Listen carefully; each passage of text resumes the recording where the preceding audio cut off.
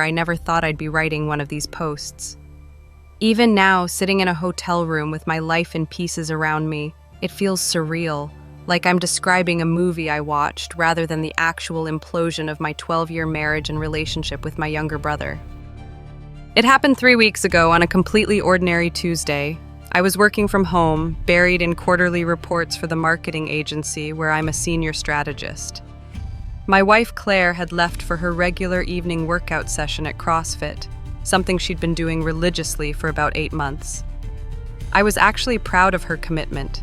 She'd struggled with confidence issues, and seeing her discover her physical strength had been genuinely inspiring. Around 6:45 p.m., my phone chimed with a notification. Claire has started a live workout video. We shared a family account on her fitness app, something we'd set up so I could cheer her progress and she could track my occasional runs.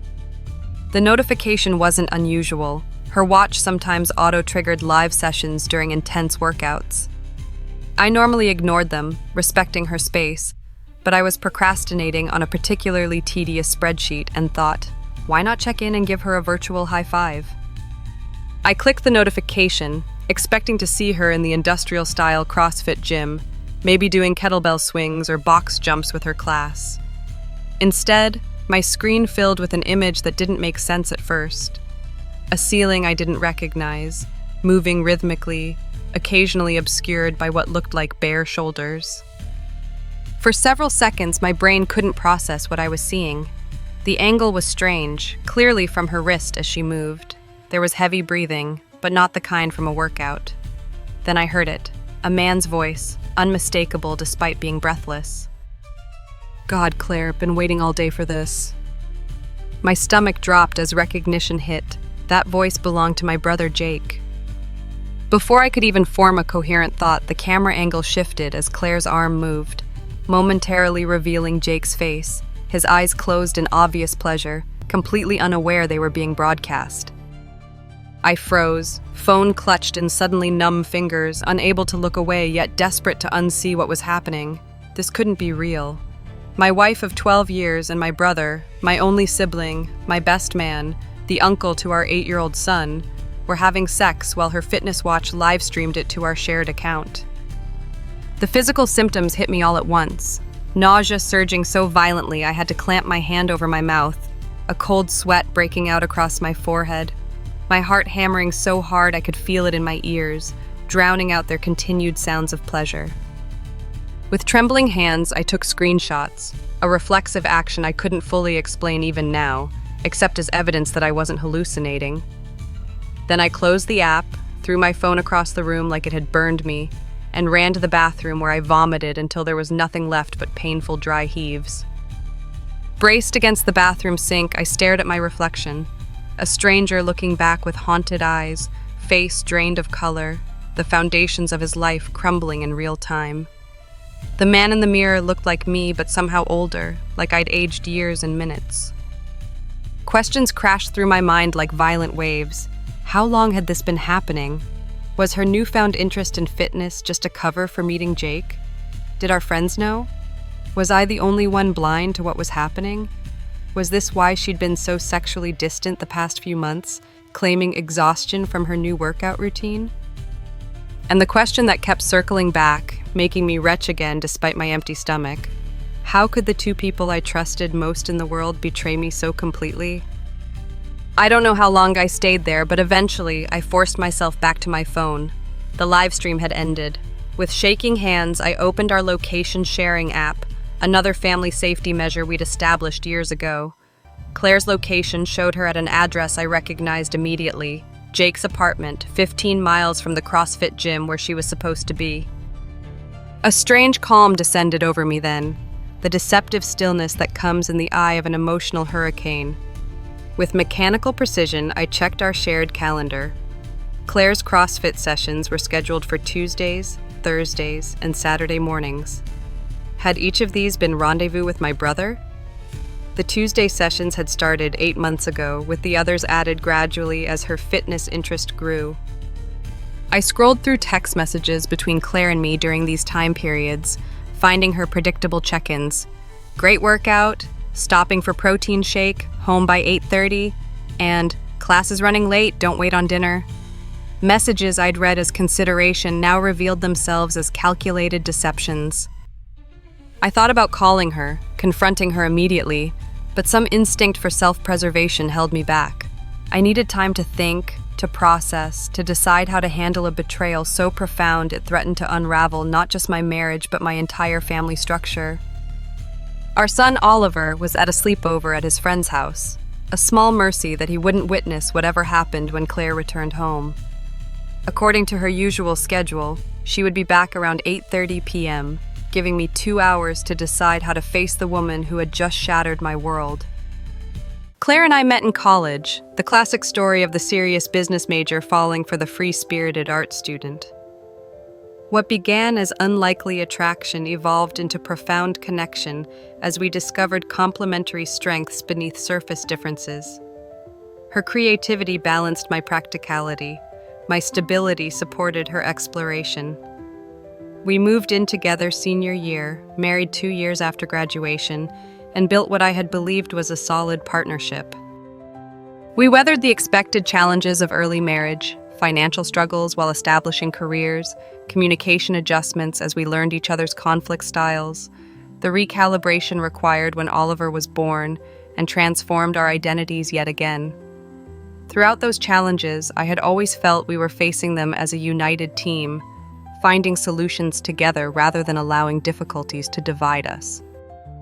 Jake had been part of our lives from the beginning, first as my somewhat annoying younger brother who hung around during my dates with Claire, then as a welcome part of our expanding family dynamic.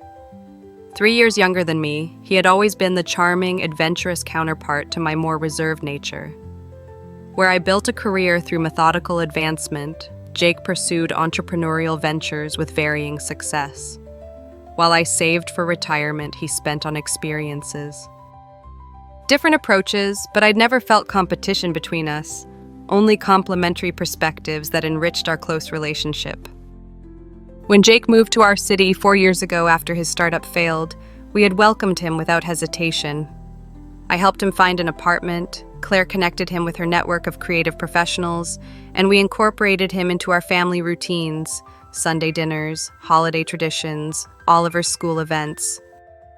He became our built-in babysitter, my occasional racquetball partner, and Claire's enthusiastic supporter when she decided to try CrossFit after years of feeling insecure about her fitness.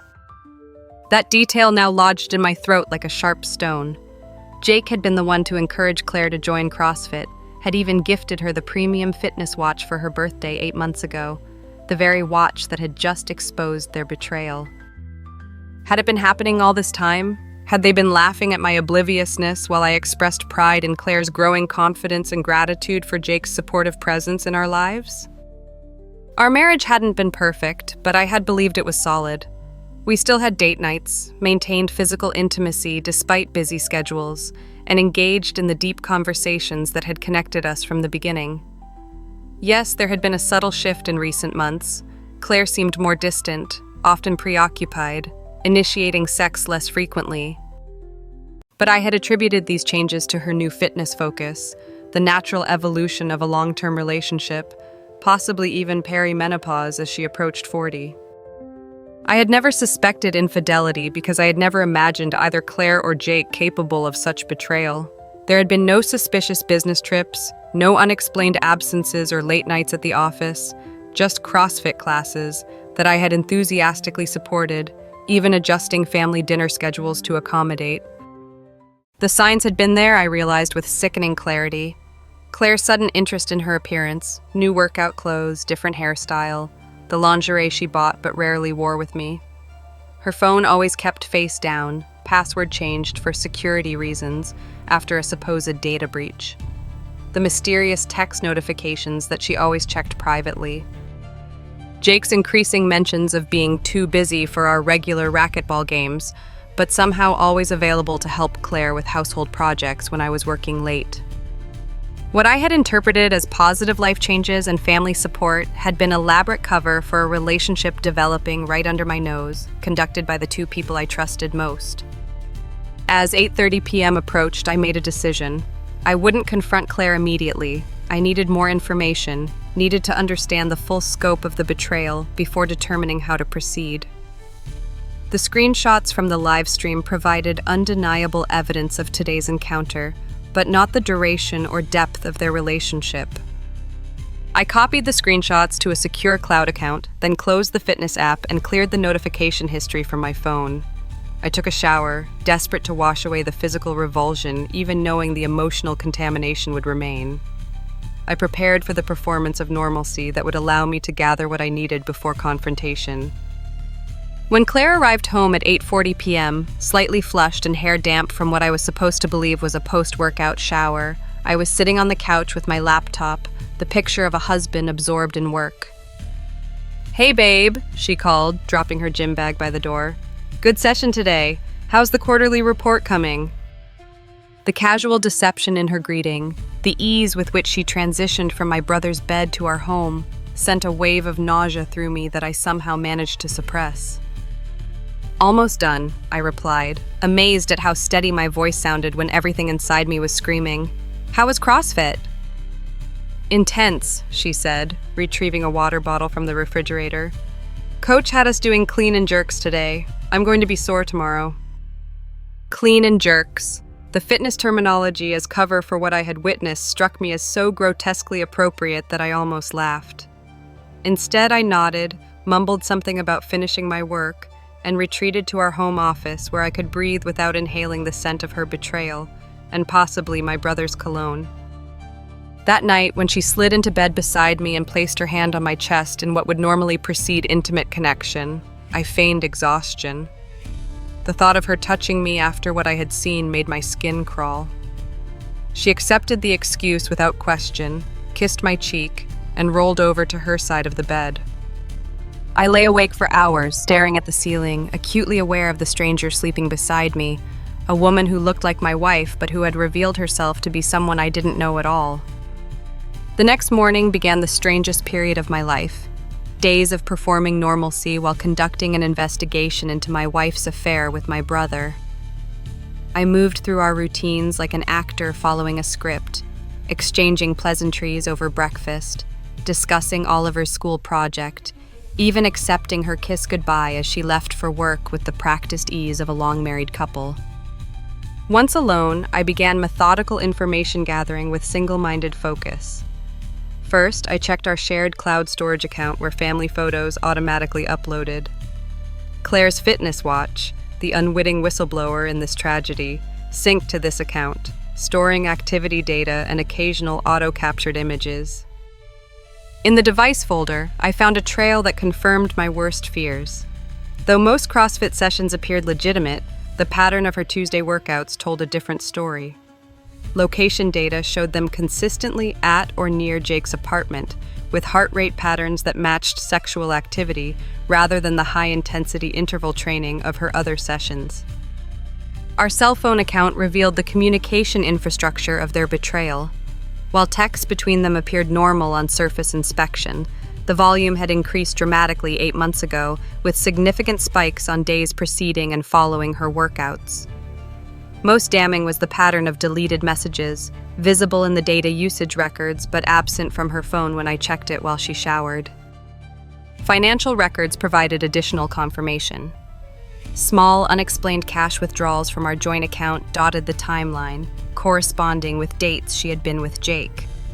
A review of our credit card statements showed purchases at lingerie stores and upscale beauty retailers, investments in an appearance that, I now understood, hadn't been for my benefit.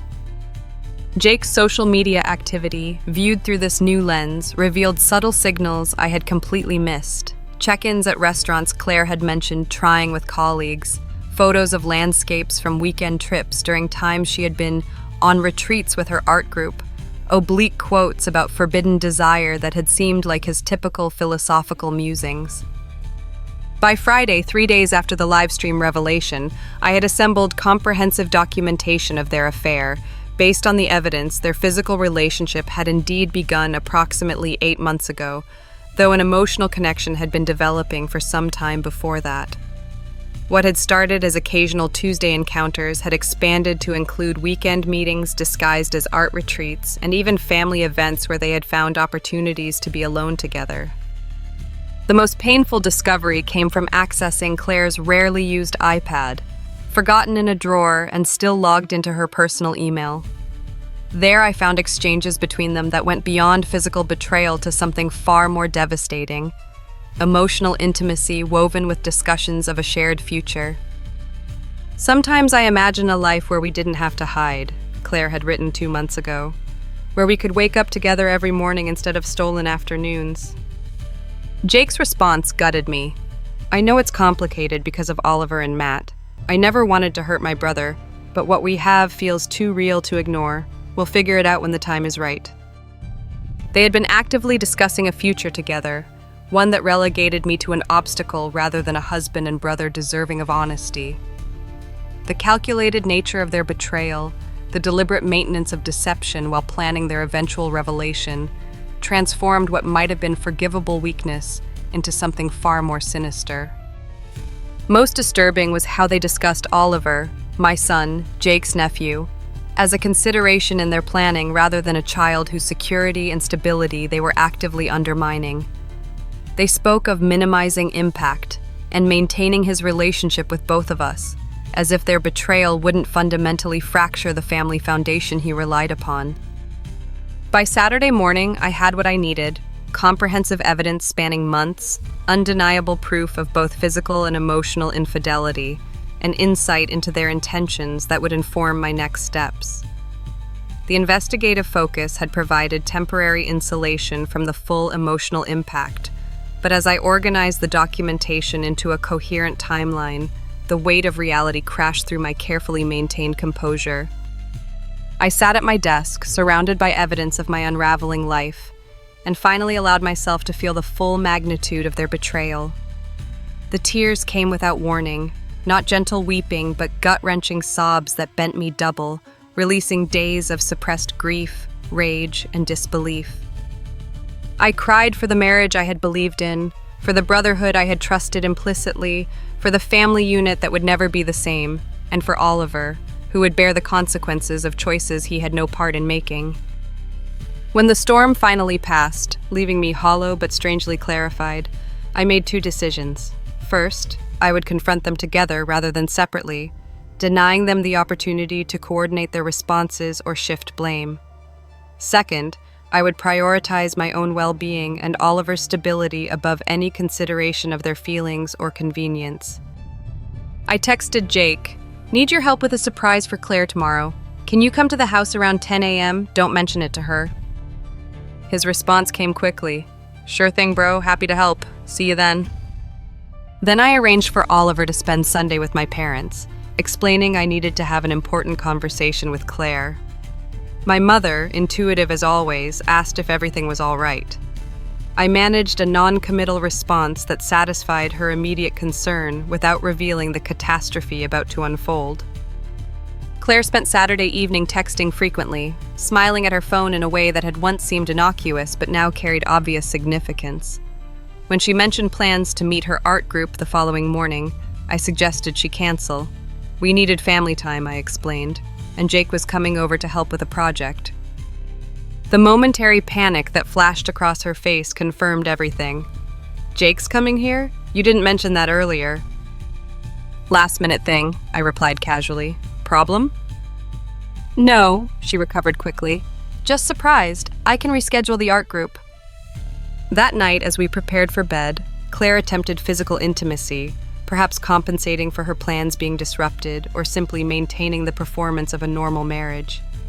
I again claimed exhaustion, unable to bear her touch when I knew where she had been, what she had done, who she had been with.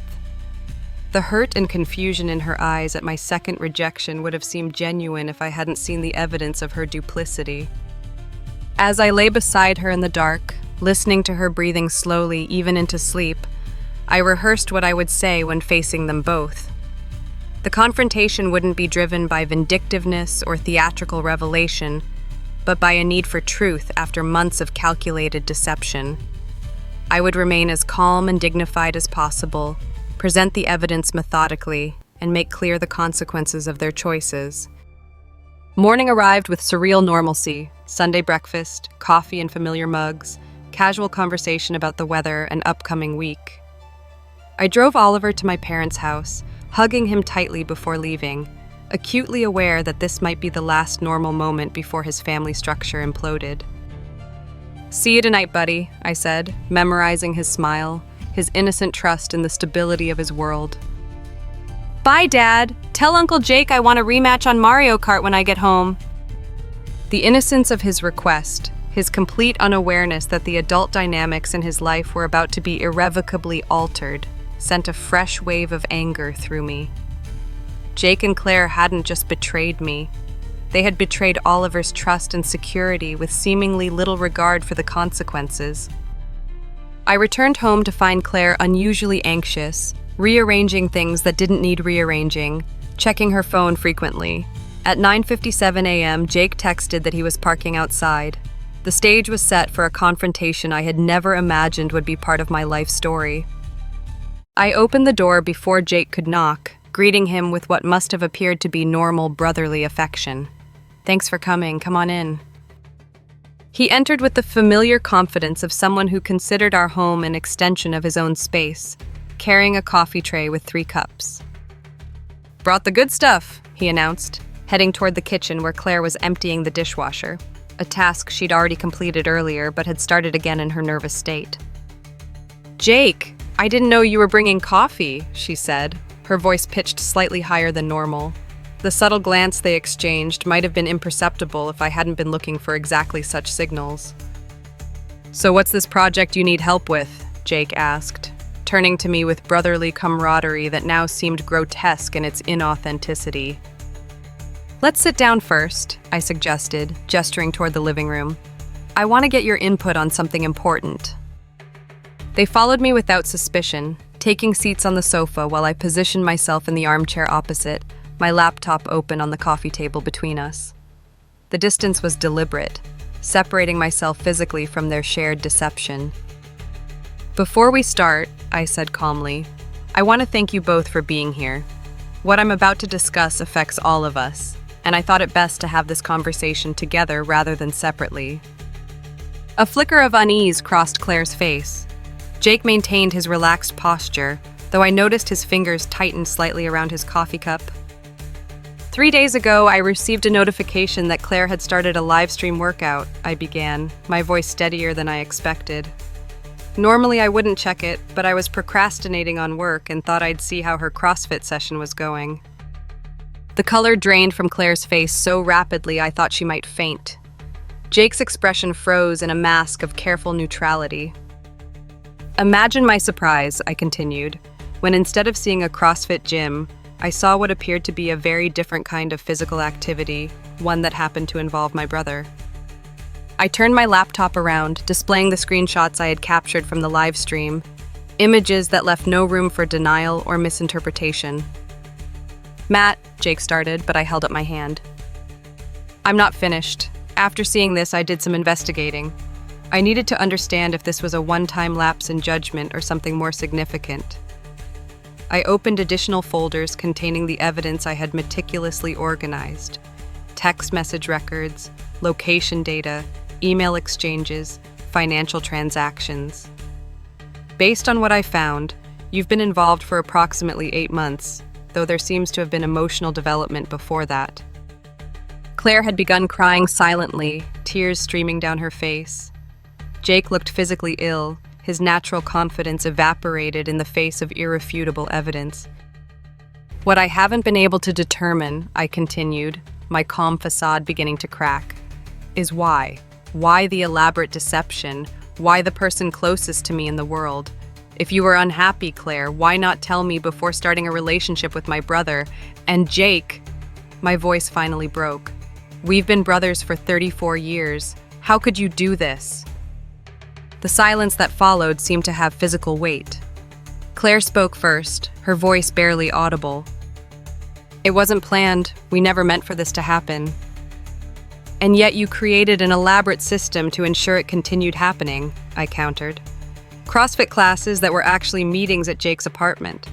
art retreats that were weekend getaways together, the fitness watch he gave you that conveniently provided your cover story. None of that happened by accident. Jake leaned forward, elbows on his knees, staring at the floor. Matt, I know nothing I say can make this right, but you have to believe me, I never wanted to hurt you. And yet you discussed your future together, I replied, rotating the laptop to display their email exchange. You talked about when the time is right and minimizing impact on Oliver. You weren't just having sex, you were planning a life together while maintaining a charade with me. Claire's sobs became audible then. We were going to tell you, we just didn't know how. When? I demanded, anger finally breaking through my controlled exterior. After how many more months or years of lying to my face? After how many family dinners where you exchanged glances across the table while I remained oblivious? What was the timeline for when you thought I deserved to know my marriage and my family weren't what I believed them to be? Neither could answer this directly. Instead, they retreated to explanations of how their connection had developed, gradually, unexpectedly, something they had initially resisted but eventually succumbed to. The narrative was clearly one they had discussed between themselves, refined to minimize their agency and emphasize emotional forces beyond their control. We connected during that period when you were working such long hours on the Miller campaign, Claire explained. Jake was helping me with the bathroom renovation, and we started talking, really talking, about things I didn't feel I could share with you anymore. Because you never gave me the chance, I pointed out. You made a unilateral decision about what our marriage was or wasn't without ever having an honest conversation with me. Jake attempted to take some responsibility, perhaps trying to salvage his brotherly connection despite the circumstances. I should have walked away as soon as I realized what was happening. I failed you as a brother, and I'll have to live with that. You failed me every Tuesday for 8 months, I replied coldly. You failed me every time you looked me in the eye and pretended to be the brother I trusted. You failed me every time you played with Oliver while sleeping with his mother behind my back. The mention of Oliver shifted the emotional temperature in the room. The impact of their betrayal extended beyond our marriage and sibling relationship to a child who would be profoundly affected by the collapse of his family structure. What are you going to do? Claire asked finally, the question that had hovered unspoken since I revealed my knowledge. I've already done it, I replied. I've documented everything. I've consulted an attorney. I've secured separate accommodations starting today. What happens next depends partly on how you both choose to handle this situation going forward. I outlined my non-negotiable conditions: complete honesty with any future questions I might have, prioritizing Oliver's emotional well-being above their relationship concerns, a divorce process that acknowledged the infidelity rather than fabricating a mutual growing apart, and financial terms that reflected the resources Claire had diverted to conduct her affair. I'll be staying at the Residence Inn starting tonight, I informed them. I've packed essential items for myself and Oliver. He'll primarily be with me for the next few weeks while we establish a more permanent arrangement. I suggest you use that time to figure out exactly what you're going to tell him, because he deserves an explanation that doesn't destroy his relationship with either of you, despite how little consideration you gave him in your decisions. Jake stood then, visibly struggling with the finality of my statements. Matt, I know I don't deserve forgiveness, but you're still my brother. We're still family. The simple biological truth of his statement collided with the emotional reality of his betrayal, creating a dissonance I couldn't immediately resolve. We share DNA, I acknowledged. Whether we still have a relationship beyond that remains to be seen. Claire remained on the sofa, seemingly crushed under the weight of consequences now made real.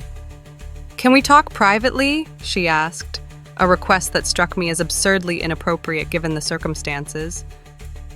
Anything you need to say to me can be said in front of Jake, I replied. You've shared everything else with him. You might as well share this too. The cruelty of my response wasn't planned, but emerged from a place of pain I was only beginning to acknowledge. Claire flinched visibly but didn't press the issue. As the confrontation wound down, practical matters emerged through the emotional wreckage. How would we handle telling Oliver? When would I collect additional belongings? How would we communicate about necessary co-parenting matters? The mundane logistics of dismantling a family provided strange structure amid the chaos of betrayal. Before leaving, I handed each of them a printed document, their copies of the evidence I had gathered, with particularly intimate details redacted out of remaining respect for boundaries they hadn't shown me. "I'm not giving you these for punishment or humiliation," I explained. "I'm giving you these so there's no confusion about what happened, no opportunity to rewrite this history in ways that minimize the choices you both made. Whatever you decide to do going forward, it should be built on complete honesty rather than comfortable fictions." I packed my pre-prepared suitcases into the car, collected items I had set aside for Oliver, and took one final look around the home that had been the center of my life for 7 years. The familiar spaces, living room where we'd opened Christmas presents, kitchen where we'd prepared countless family meals, backyard where I'd taught Oliver to ride a bike, now seemed like artifacts from someone else's life, a museum of memories tainted by revelations I couldn't unlearn. As I prepared to walk out the door, Jake made one final attempt at connection. "Matt, please." I turned to face them both one last time. "When Oliver asks why our family has changed, I won't lie to him, but I won't destroy his relationship with either of you. I suggest you extend the same consideration. He deserves better than what you've done, and somehow we all need to make sure he doesn't pay the highest price for choices he had no part in making." The door closed behind me with a quiet click that belied the finality of the moment. In my car, hands gripping the steering wheel, I finally allowed the tears that had been building behind my composed facade. Not for the marriage I was losing, but for the family that would never be the same, and for Oliver, whose world had just been fractured by the two people who should have protected it most carefully. The initial days following the confrontation passed in a blur of practical logistics and overwhelming emotion. The residence inn became our temporary home base, sterile but functional, providing basic needs while I navigated the seismic shifts in our reality. Oliver, resilient but confused, accepted my simplified explanation that Daddy and Mommy need some time apart to figure out grown-up problems, though his repeated questions about when we would go home revealed his underlying anxiety. Claire's attempts at communication oscillated between practical co-parenting matters and emotional appeals. I maintained rigid boundaries, responding only to messages directly concerning Oliver and redirecting any relationship discussions to my attorney. Jake's efforts to reach out, multiple voicemails, texts expressing remorse and requesting conversation, remained unanswered, each notification triggering fresh waves of betrayal that I wasn't yet equipped to process. Friends and family mobilized around us with varying degrees of helpfulness. My parents, once informed of the situation, provided unconditional support while carefully avoiding demonizing Claire in Oliver's presence. College friends arranged regular check-ins, ensuring I wasn't isolating during critical emotional periods. Colleagues adjusted expectations and deadlines, creating space for the practical demands of single parenthood amid personal crisis. The most challenging aspect of the immediate aftermath wasn't the logistical complexities or emotional turmoil, but watching Oliver navigate confusion he couldn't possibly comprehend. His innocent questions, "Why can't Uncle Jake come play Mario Kart with me?" or "When is Mommy coming to our hotel house?" required carefully constructed responses that neither destroyed his relationships nor perpetuated harmful fictions. 2 weeks after discovery, we established a temporary custody arrangement through our respective attorneys. Oliver would spend weekdays and alternating weekends with me in the apartment I had secured near his school, while Claire would have alternating weekends and Wednesday evenings in what had been our family home. This schedule prioritized stability for Oliver while creating clear boundaries between my life and Claire's ongoing presence. The practical dismantling of our shared life progressed with sterile efficiency. Financial accounts separated, personal property divided, legal documents drafted and refined. Each task completed represented another severed connection, another acknowledgement that the life we had built was irrevocably altered. 1 month after discovery, I experienced what my therapist identified as the transition from acute crisis to long-term adjustment. The constant adrenaline of initial shock had faded, leaving space for deeper grief to emerge. Dreams became vehicles for processing, sometimes featuring confrontations my waking mind wouldn't permit, other times recreating scenes of family harmony that triggered morning despair upon waking to reality. Physical symptoms manifested with surprising intensity: insomnia that transformed nights into endless thought spirals, appetite fluctuations that left me alternately unable to eat or consuming whatever was available without tasting it, concentration fractures that made professional responsibilities feel insurmountable even on good days. "You're experiencing physical manifestations of emotional trauma," my therapist explained during our twice-weekly sessions. "The body processes betrayal as a threat to survival because stable relationships represent safety to our evolutionary biology. Your symptoms aren't weakness or overreaction, they're normal responses to profound attachment injury." This framing helped me approach recovery with greater self-compassion. I wasn't failing at handling adversity, I was responding naturally to extraordinary circumstances. This perspective allowed me to establish gradual healing practices, structured sleep habits, intentional nutrition, physical movement that provided both stress relief and endorphin benefits. The most complicated aspect of the aftermath involved navigating my relationship with Jake. While implementing complete separation from Claire felt appropriate given our marital dissolution, Jake's role as Oliver's uncle created more complex considerations. Despite my personal feelings, maintaining some connection between them seemed important for Oliver's emotional well-being, yet establishing appropriate boundaries proved challenging given the circumstances. 6 weeks after discovery, I agreed to a meeting with Jake at my therapist's office, neutral territory with professional support for a conversation that carried significant emotional risk. The session would focus exclusively on establishing parameters for his relationship with Oliver, explicitly excluding any discussion of our brotherly connection or potential reconciliation. Jake arrived looking notably different from the confident brother I had known. Weight lost, eyes shadowed by insufficient sleep, movements hesitant rather than fluid. The physical manifestations of consequences provided no satisfaction, only confirmation that the situation had exacted costs from everyone involved. "Thank you for agreeing to meet," he began once we were seated in my therapist's carefully arranged office space. "I know you're doing this for Oliver, not for me." "That's correct," I confirmed, establishing clear context from the outset. "This conversation is about how you can maintain an appropriate relationship with your nephew while respecting the boundaries I need given what's happened." Under my therapist's facilitation, we established specific guidelines. Jake could see Oliver during Claire's parenting time, but not as overnight visits initially.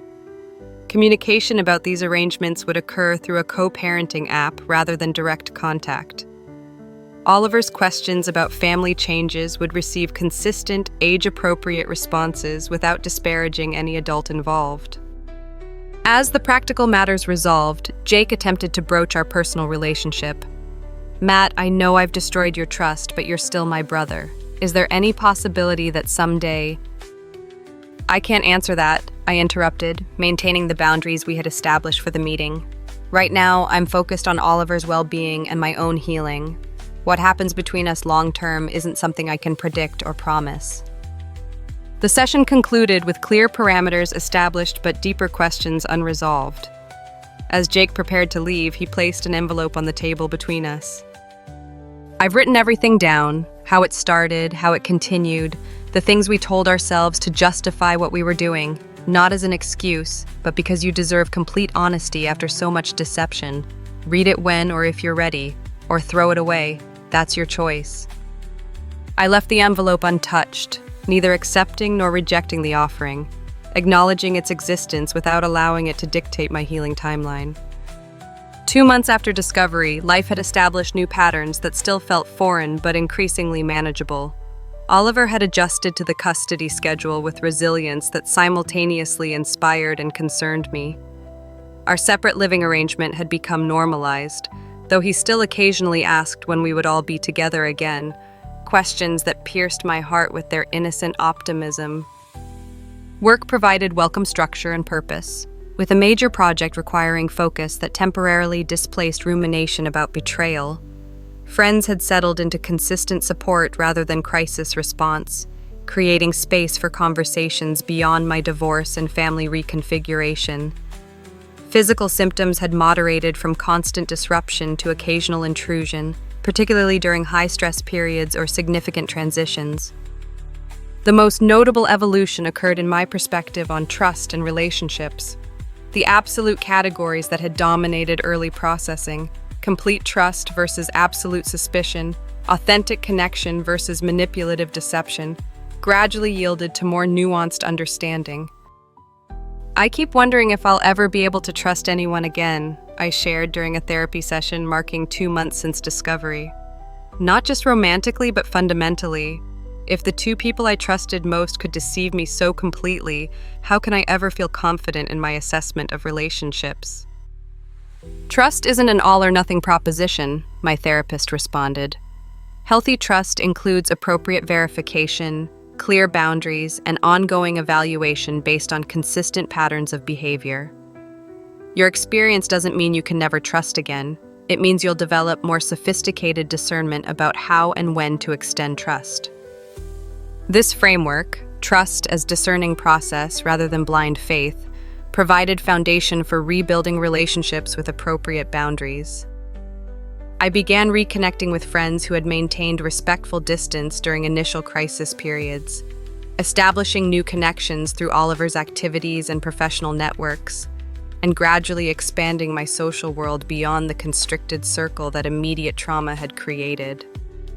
3 months after discovery, Claire requested a co-parenting meeting with professional mediation, the first direct conversation since our confrontation with Jake.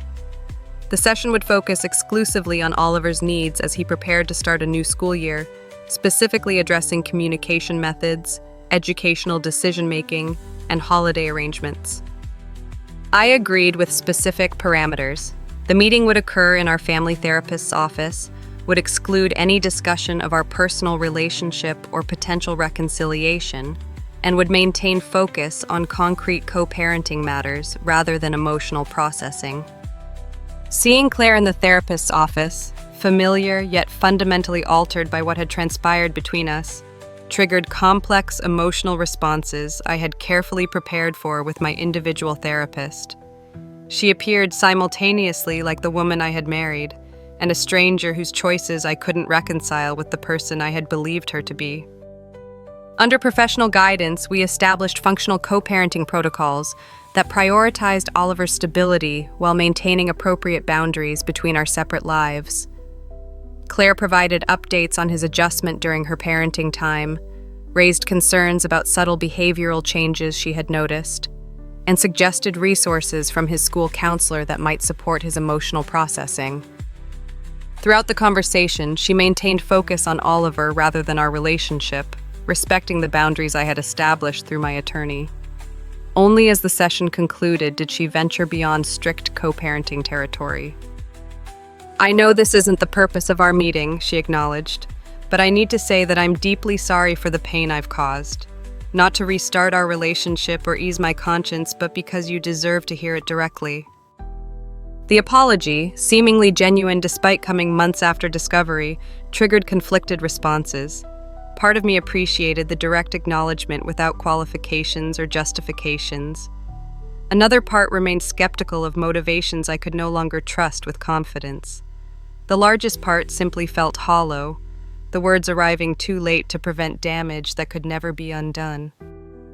"Thank you for saying that," I replied after careful consideration. "I can't offer forgiveness right now, but I acknowledge your apology."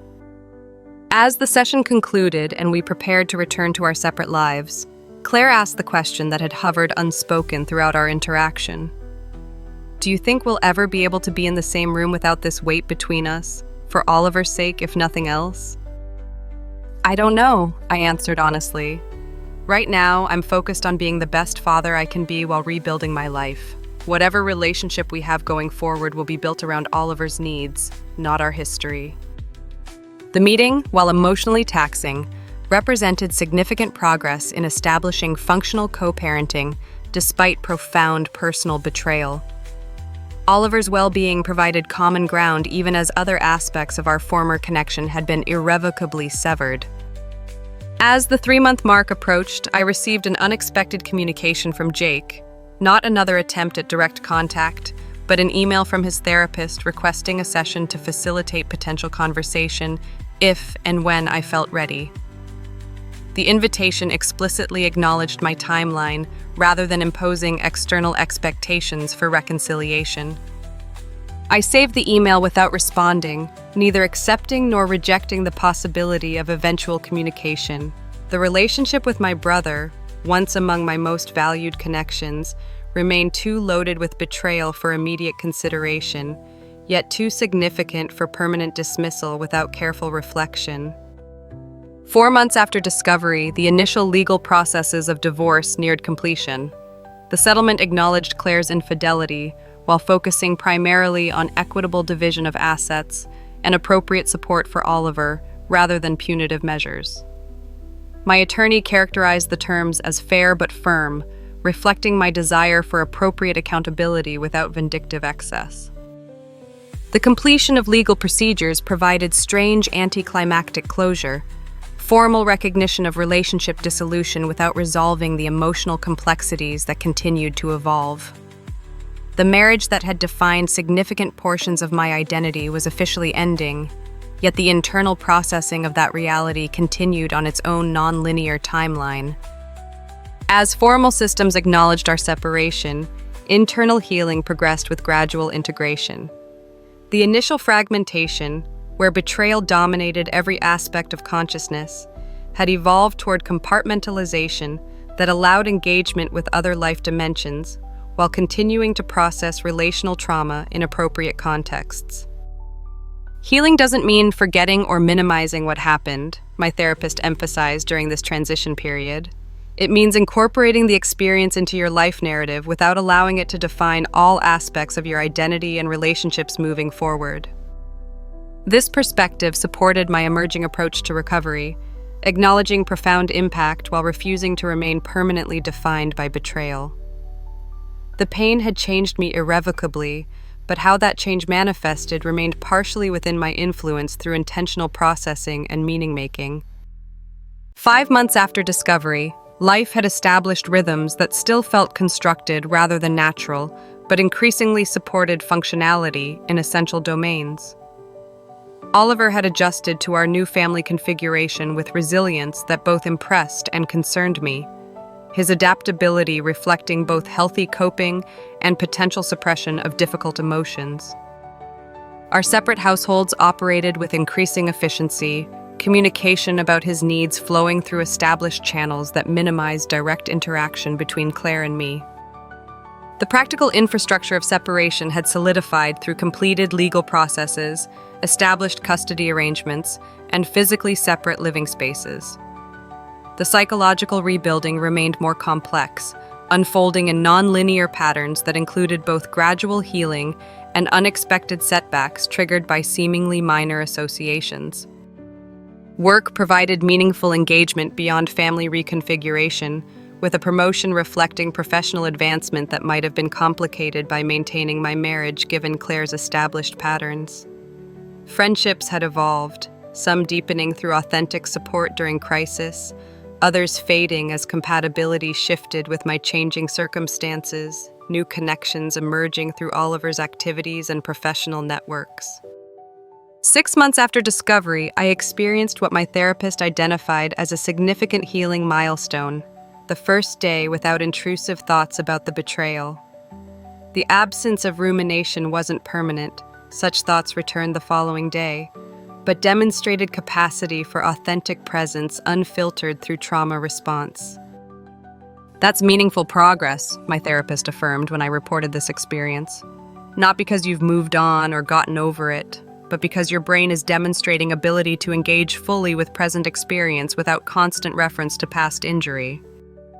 This validation helped me recognize other subtle healing markers, sleeping through the night without disruption, enjoying meals for their taste rather than consuming for basic sustenance, experiencing genuine laughter without subsequent guilt about positive emotions amid ongoing challenges. The most complex aspect of rebuilding involved establishing appropriate relationships with both Claire and Jake while maintaining boundaries necessary for continued healing. Claire and I had developed functional co-parenting protocols that prioritized Oliver's well-being while limiting direct interaction to structured exchanges. Jake remained more complicated, his role as Oliver's uncle creating considerations beyond my personal feelings about his betrayal. 7 months after discovery, I agreed to meet Jake at a neutral location, a park where therapeutic conversations could occur while walking rather than facing each other directly. The physical movement provided both stress regulation and natural breaks in conversation intensity, while the public setting established implicit boundaries around emotional expression. Jake arrived visibly nervous, hands pushed deep into pockets, shoulders hunched against more than the autumn chill. "Thank you for meeting me," he began as we set out along the trail. "I know this isn't easy for either of us." "I'm here because completely cutting you out of my life means cutting you out of Oliver's," I replied directly. "He asks about you regularly, and while I've never disparaged you to him, my avoidance of those conversations isn't sustainable." For nearly an hour, we walked in circles around the park perimeter, discussing potential parameters for his relationship with Oliver without addressing our brotherly connection. Jake accepted the boundaries I established: supervised interaction during family events, no overnight visits until further notice, consistent communication about any plans involving Oliver, without pushing for more than I was prepared to offer. As our conversation wound down, he ventured carefully into more personal territory. "I've been working with my therapist to understand why I betrayed you so completely," he said, eyes fixed on the path ahead rather than attempting direct connection. "Not to excuse what I did, but to ensure I never cause that kind of harm again." "That's between you and your therapist," I replied, maintaining emotional distance that felt necessary for my continued healing. "I know," he acknowledged. "I just wanted you to know that I'm not avoiding responsibility or pretending it didn't happen.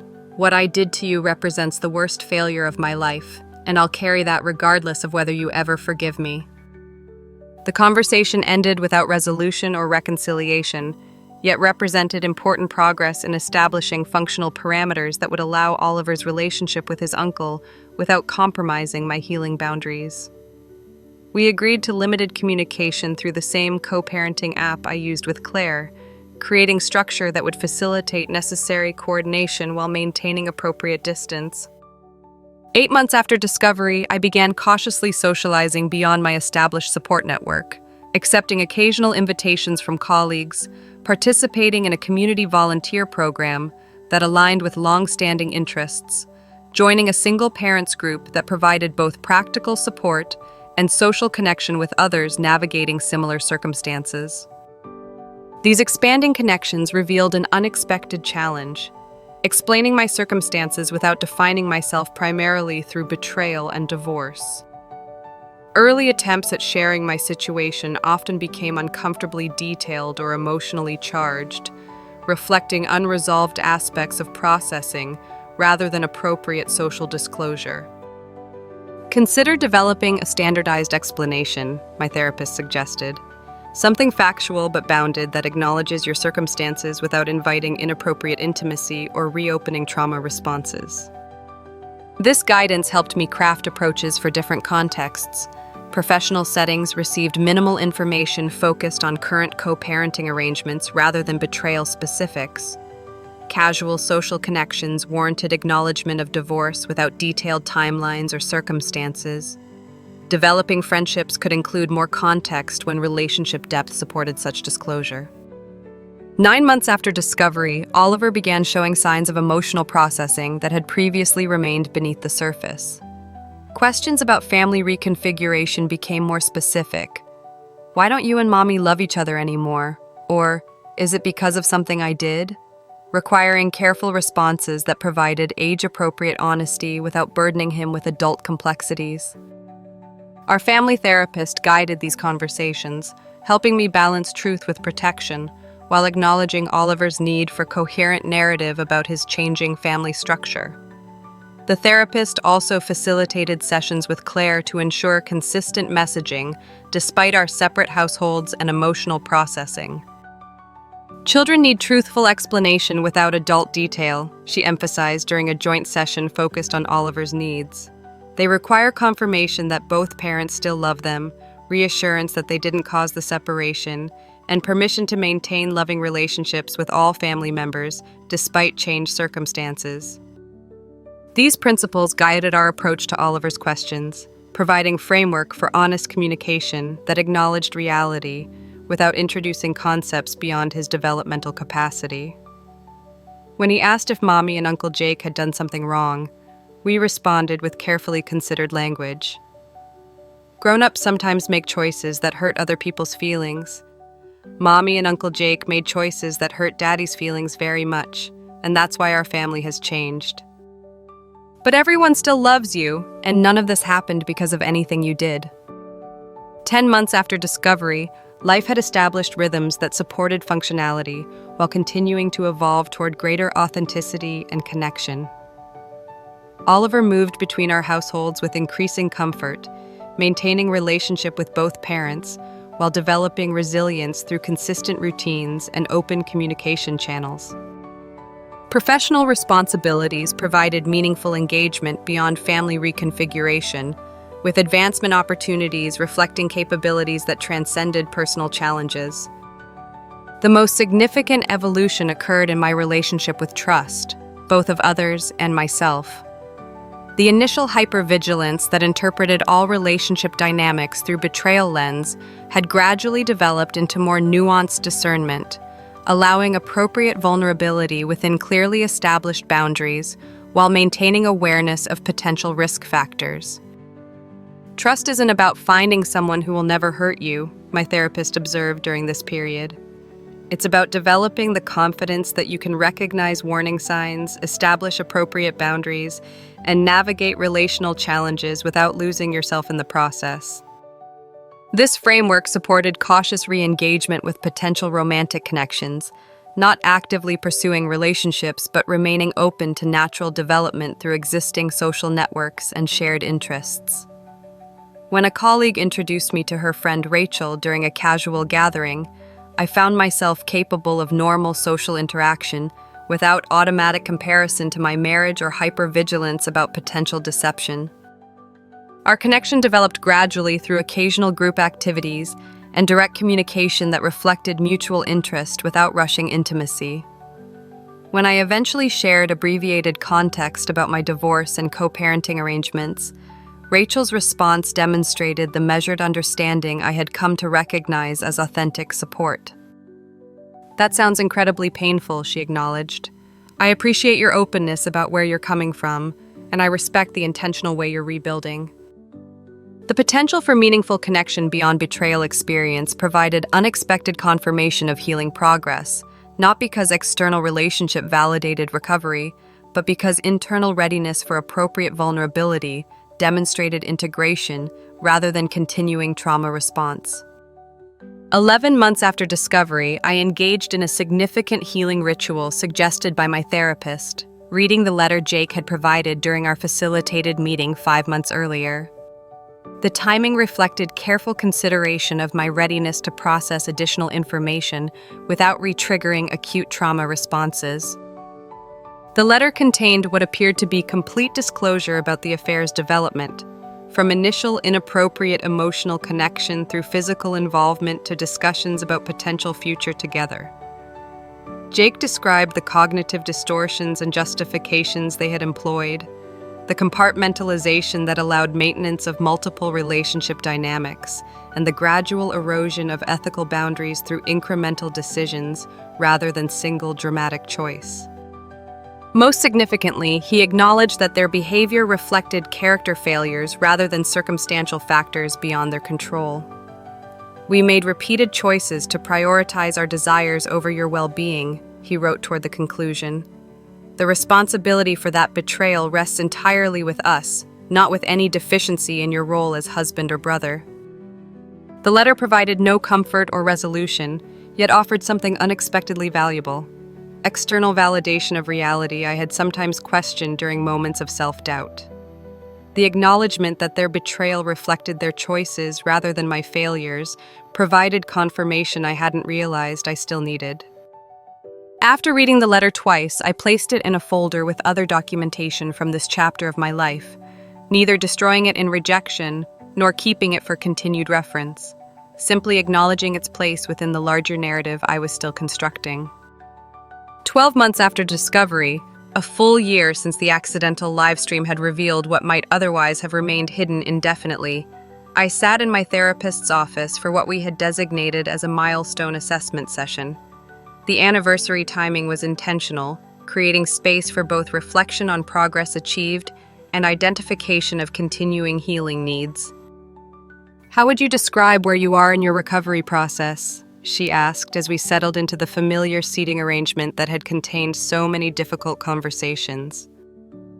"I'm functioning well in most life domains," I replied after careful consideration. Co-parenting with Claire has established workable patterns, though emotional distance remains necessary for my well-being. Professional responsibilities provide meaningful engagement beyond family reconfiguration. Social connections are gradually expanding, including potential for deeper relationships when appropriate. The trauma isn't gone, but it no longer dominates every aspect of my experience.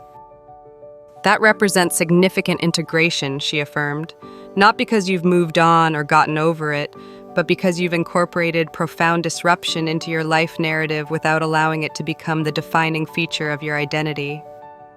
This framing captured something essential about my recovery journey, not returning to previous state or perspective, but evolving toward new understanding that incorporated painful experience without being fundamentally defined by it. The betrayal had changed me irrevocably, yet those changes increasingly included growth alongside injury, resilience alongside vulnerability, discernment alongside appropriate trust. "What continues to feel unresolved or particularly challenging?" my therapist asked, acknowledging that recovery processes rarely conclude with neat resolution. "My relationship with Jake," I answered without hesitation. "We've established functional parameters around Oliver's needs, but I haven't determined whether broader reconciliation is possible or desirable given what happened."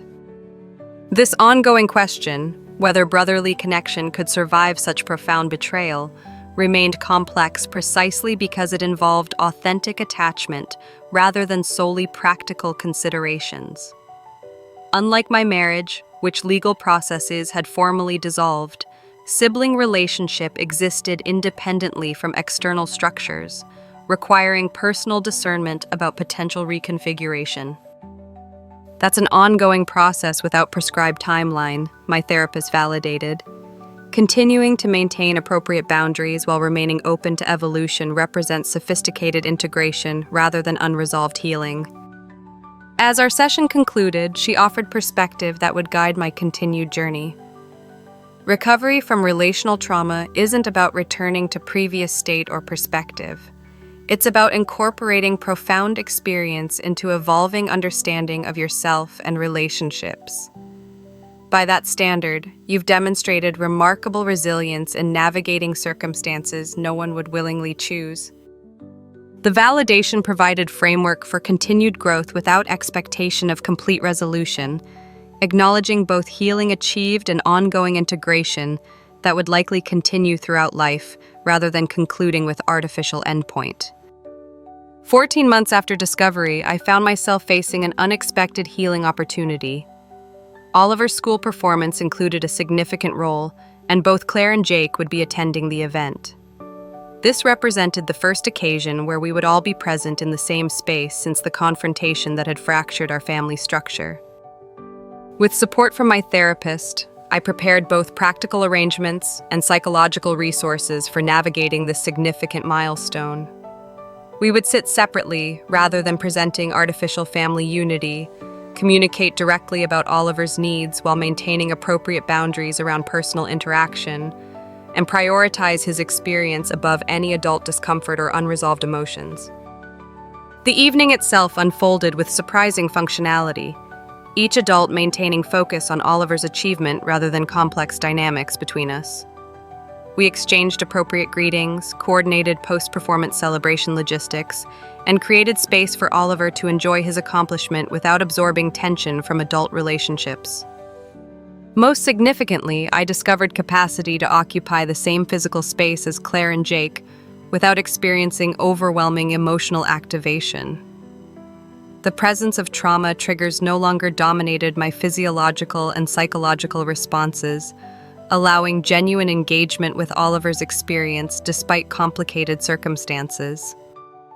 This functional interaction, while limited in scope and duration, represented meaningful recovery milestone, not because it indicated forgiveness or reconciliation, but because it demonstrated capacity for integration that allowed appropriate functioning despite continuing impact of betrayal experience.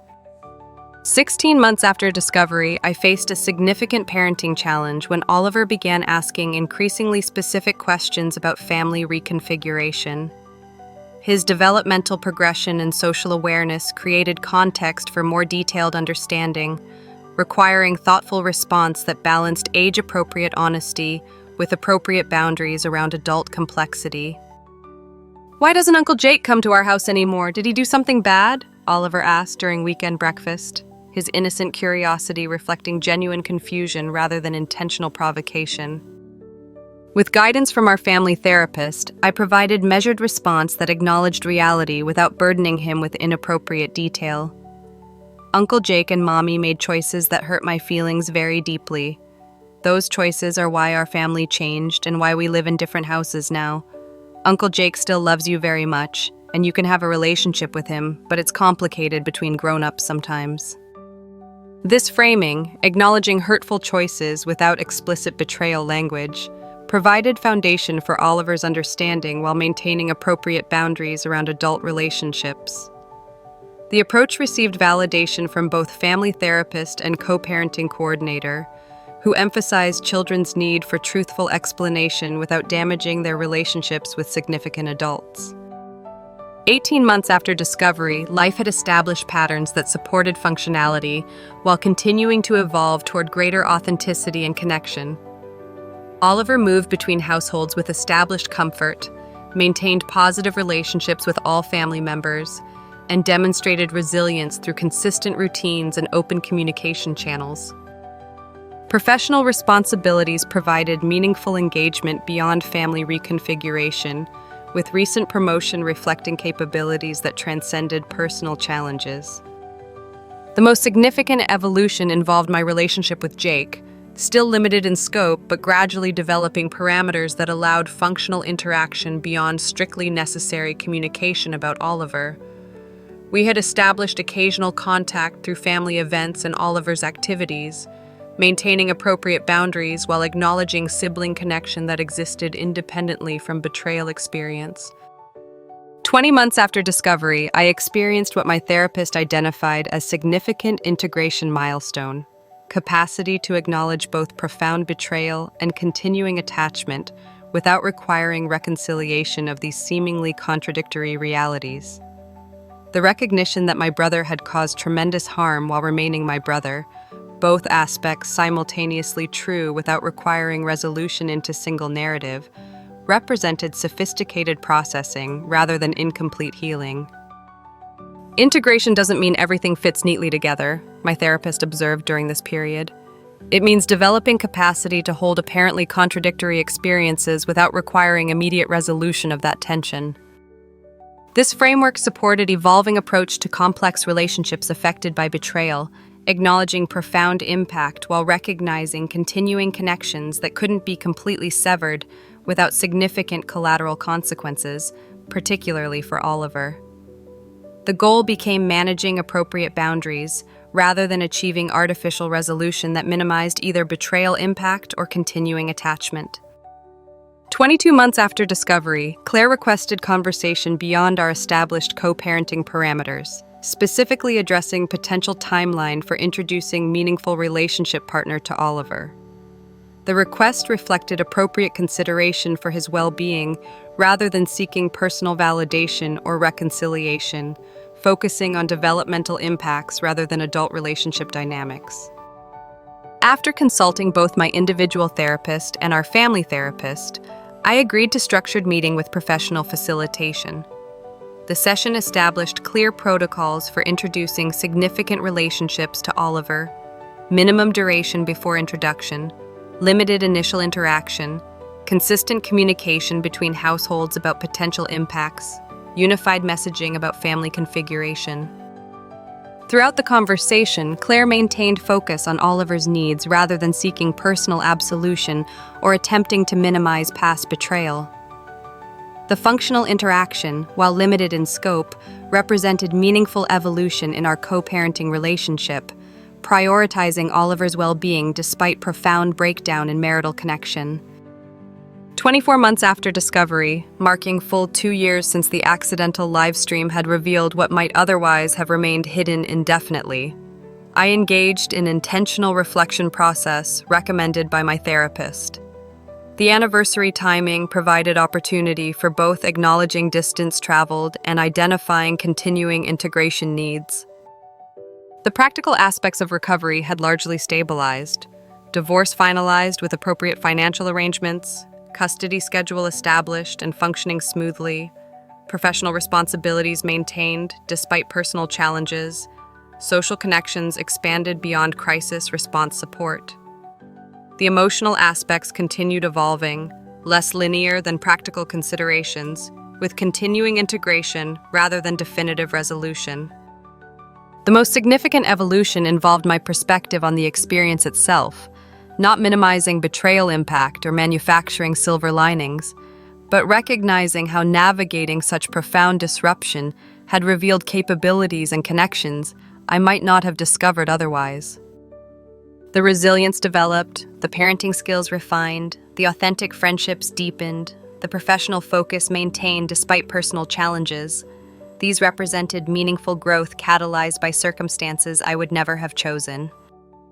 During my therapy session marking this significant anniversary, I shared perspective that captured my current integration status.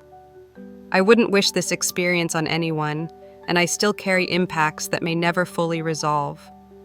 But I've also discovered strength and discernment I might never have developed otherwise.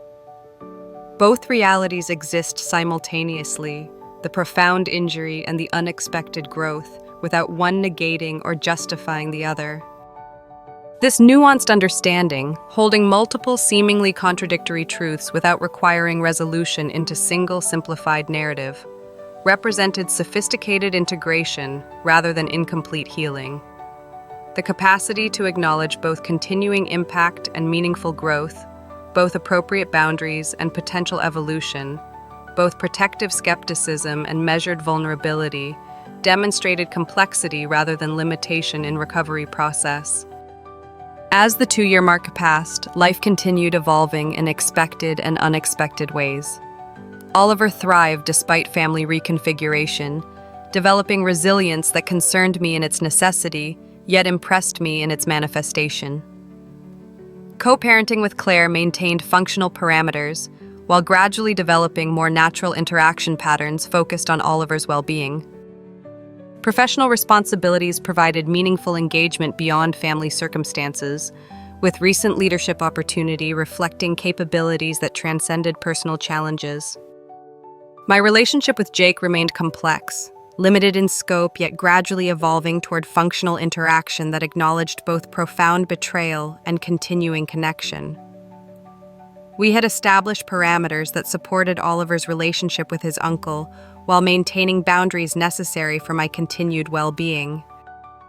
Whether broader reconciliation might eventually develop remained uncertain, yet the question itself no longer dominated my emotional landscape as it had during earlier recovery phases.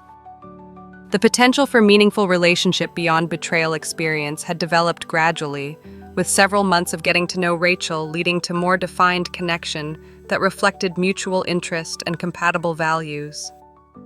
When she met Oliver for the first time during casual park outing, the interaction unfolded with natural comfort that suggested potential for meaningful integration should our relationship continue developing. Most significantly, my relationship with trust, both of others and myself, had evolved toward nuanced discernment rather than binary extremes.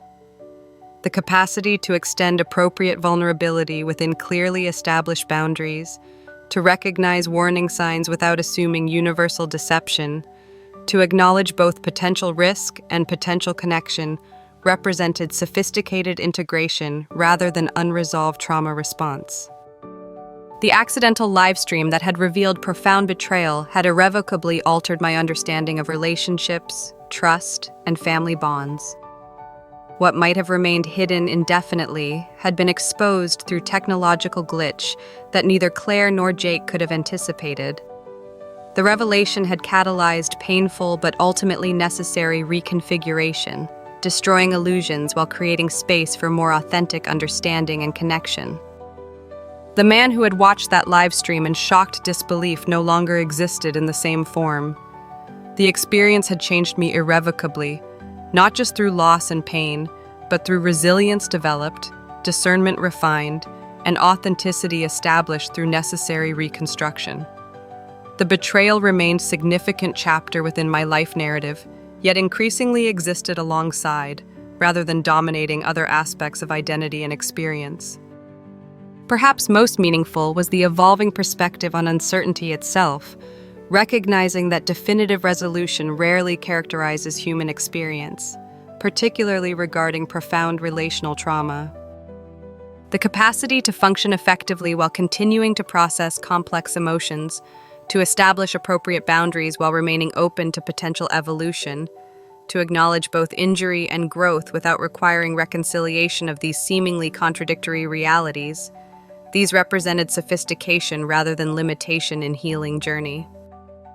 2 years after accidental technological exposure had revealed profound betrayal, life continued unfolding in ways both shaped by and transcending that experience. The live stream that wasn't supposed to happen had forced recognition of reality that those involved had carefully concealed, catalyzing painful but ultimately necessary reconfiguration of family structure and personal understanding. The truth had found its way to the surface through unexpected channel, revealing what might otherwise have remained hidden indefinitely. While I would never have chosen such painful revelation, the integration that followed, however incomplete or ongoing, had created foundation for authenticity that deception had systematically undermined. TLDR, my wife's fitness watch accidentally live-streamed her having sex with my brother when she was supposedly at CrossFit class. Investigation revealed their affair had been going on for 8 months, with elaborate deception involving both of them. After confronting them together, I prioritized my 8-year-old son's well-being while establishing a new life. 2 years later, we have a functional co-parenting relationship, though my connection with my brother remains complicated despite allowing him to maintain a relationship with my son. Edit 1. Many have asked if Claire and Jake stayed together after I discovered their affair. They didn't. According to mutual friends, they continued seeing each other for about 2 months after the confrontation, but the relationship collapsed under the weight of family fallout and underlying trust issues. Jake has since moved to another state, though he maintains contact with Oliver through video calls and occasional visits. Edit 2. For those wondering about Oliver's adjustment, kids are remarkably resilient when given consistent support. We work with a family therapist who helps us navigate age-appropriate explanations for what happened. He knows his mom and uncle made choices that hurt Dad's feelings very much, which is enough information for his developmental stage. The most important thing is that he knows none of this was his fault and that all the adults in his life love him, despite the complicated feelings between us. Update, 6 months later. Life continues to evolve in ways I couldn't have predicted. Oliver is thriving in school and seems well adjusted to our co-parenting arrangement. Claire and I maintain a functional relationship focused solely on Oliver's well-being. Jake has moved back to our city and is slowly rebuilding his relationship with Oliver through supervised visits. Rachel and I are still together, taking things at a measured pace that respects both my healing process and Oliver's adjustment. Perhaps the most unexpected development is that I've started mentoring other men going through similar betrayal situations through a support group at my therapist's recommendation. Transforming my experience into something that might help others has provided meaning I never anticipated finding in this situation.